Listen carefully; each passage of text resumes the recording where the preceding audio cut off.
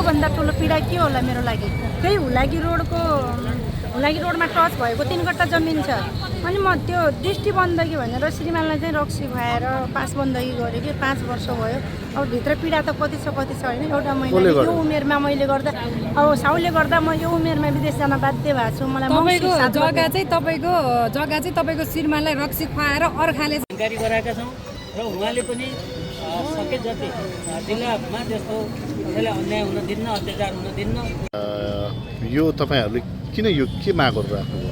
हाम्रो माग के हो भने यो जो वित्तीय अराजकता चाहिने यो लघु वित्त, सहकारी, मिटर ब्याज र ब्याङ्कले जुन देशको मूल कानुनमा एउटा व्यवस्था हुँदाहुँदै विभिन्न नियम विनियमका आधारमा चाहिने जस्तो मूल कानुनमा 10% भन्दा वार्षिक बढी ब्याज लिन नपाउने भन्ने छ, तर 24% चाहिने ब्याज लिए।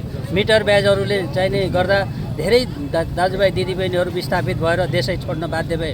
1600-1700 जना अहिलेसम्म आत्महत्या गरिसकेको एउटा हामीसँग तथ्य छ। र हाम्रो लघु वित्तीय तथा वित्तीय शोषण विरुद्ध सङ्घर्ष समिति नेपालले विभिन्न चरणमा 4 वर्षदेखि आन्दोलन गर्दै आइरहेको छ।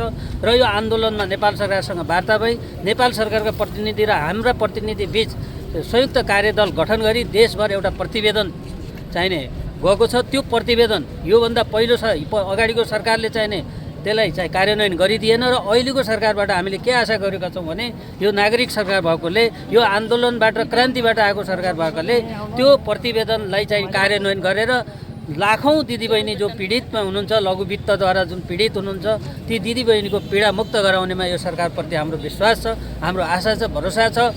र यस्तै मिटर ब्याज कारबाही गरौँ, यताउता गरौँ, यसलाई हाल्नु त राम्रो छ। अहिले भर्खरै हामी होला, तर निरन्तर यो आन्दोलन चल्नेवाला छ।